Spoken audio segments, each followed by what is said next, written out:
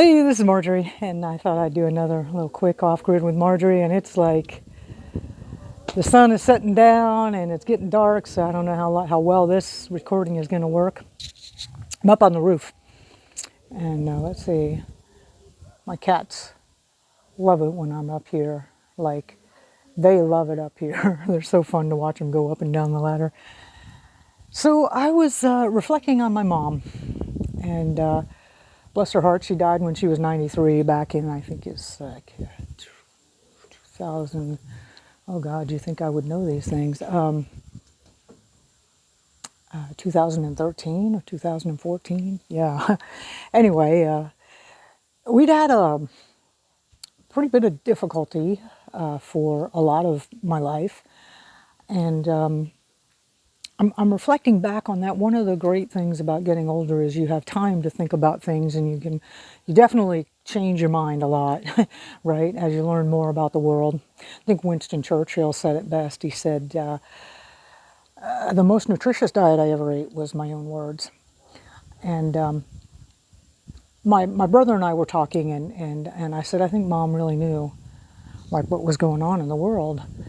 And he says, what do you mean? I said, well, first of all, she never went to the doctor and told us never to go to the doctors, right? When I was skipping so much school, she's like, it's okay, it's just an institution, don't worry about it, you'll be fine, you can learn, you don't need that system.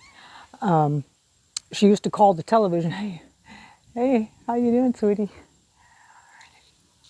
She used to call the television the idiot box, right? She says, they're programming you with that thing. She used to talk to me about subliminal programming. She told me about in the movies, when just like 15 minutes before intermission, they would put in one slide, which you couldn't see because it's too fast in your eye, and it would be a slide of a Coca-Cola and a popcorn, and they would notice that the sales of Coca-Cola and popcorn would go up by some, whatever it was, 20, 30%. And she was aware of that. Now, we had a lot of Jewish friends in the family, but she said, look, I want you to notice on television, you will never see a Jew be the bad guy. You will never see, a Jew doing anything wrong. The bad guy is usually, back then it was always black, right? She said, they're always portrayed as really, really smart. She said, they totally have control of the media, right? So, this is the 1960s, 1970s, 1980s. So I think she was really, really clued into what was going on. And I think a part of her angst, which is also angst that I'm sharing with my daughter, was, I was a young kid and I grew up in that system, right? And she did not have the luxury to be able to homeschool me or anything. In fact, I was in a state school for a long time, not for truancy reasons, but just because honestly she didn't have the money and my father had died, and that was actually a good solution. So I was raised in state schools. Yeah, but so we had grown really grown apart. And I think it's also because she knew a lot about the system. But how can you talk to people about the system that don't know anything about this? You sound like a raving lunatic, right? And I was reflecting. My daughter's 23, totally woke. We aren't talking. And I was reflecting when I was 23. And do you remember I was watching the movie Level with Me, or the documentary called Level with Me, which these guys talk about in 1986 when the Challenger blew up, right, and the 7 astronauts were supposedly killed. And this particular documentary, well, I really recommend looking at it to get a really good perspective. They go off into flat Earth versus round Earth, but it was astonishing. They go and hunt down these 6 of these 7 astronauts who were supposed to be dead, and astonishingly, some of them even still have the same names, and they look like them, and they're working, doing the same thing that they had done before they were in the program. It's pretty clear they didn't blow up, right? Clear the whole thing was a psyop, and I totally get it because when I was growing up, we all wanted to we all wanted to be astronauts. I mean, right? The whole moon landing and stuff, and Apollo missions and everything like that. Like, I totally believed all that stuff when I was a kid and when I was a young person. And when I was 23 was when the Challenger blew up. And yeah, of course, I'm like, yeah, maybe I'll not go into space, right? Like, but that was the point of that whole psyop, was to, because they probably weren't going into space. Now I look at the NASA footage and I just laugh. Like, how could I have been such an idiot? It's kind of like watching the first of the Star Wars trilogy now. Now that, we've gotten so much more sophisticated with video. When I watched that first one, Luke Skywalker, and all those lines that are so hokey now, and they were so profound back then. So I was 23. I was a young woman, working and finding what a young person should do in their 20s, finding their competency and, in the system, because that's what there was, right? That's what there was. And yeah, I think the whole time, my mom could never really talk to me about this because, I mean, now there's a lot more people that are talking about it, and there's a lot more around, but even still, the gap is so big between those of us that have a sense of what's going on and then those who don't, and especially the young people who don't. It's just really, really hard.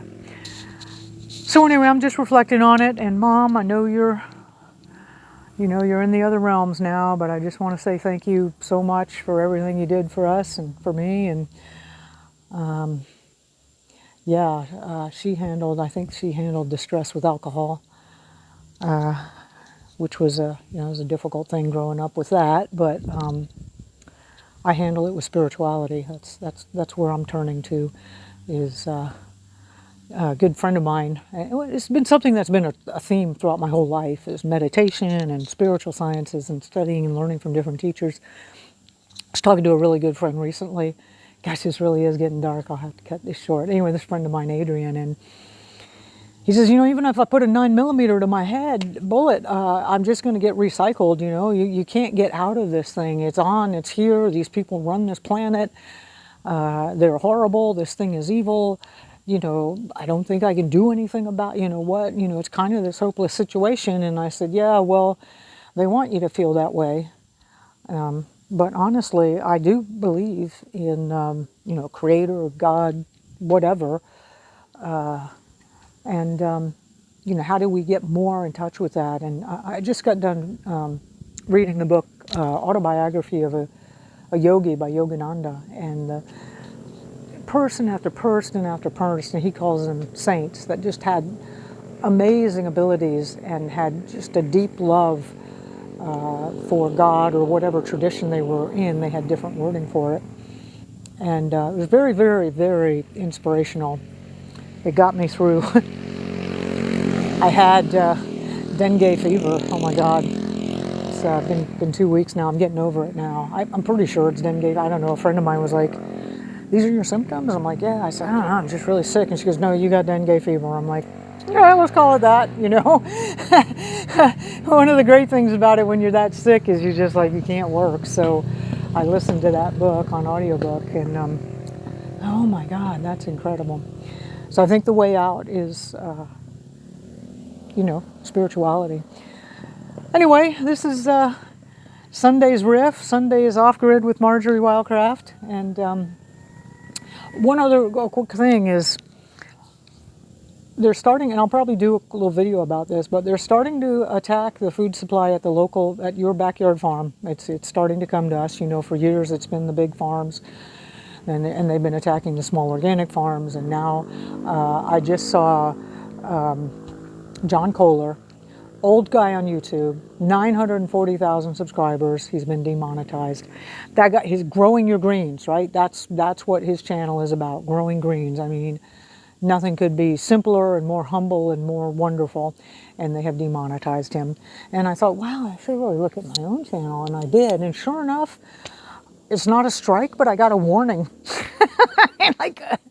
Because I said something apparently inappropriate. Anyway, it's on. So you really need to be growing your own food. And I've spent the last 20 years trying to figure out the fastest and easiest ways, and here I am in the dark. Oh gosh, let's see if we get any light here at all. No. Oh my God, this is really terrible. Please don't expect any good video footage from me anymore. I can't afford my videographer anymore. Backyardfoodproduction.com. I've got a free webinar there. We'll get you set up, show you how to grow at least half of your own food. I've cherry picked the 3 easiest, fastest ways for the average person who has no experience, maybe they're older or out of shape, how to get them up to speed growing food. Okay, I'll talk to you on the next video. This is Marjorie.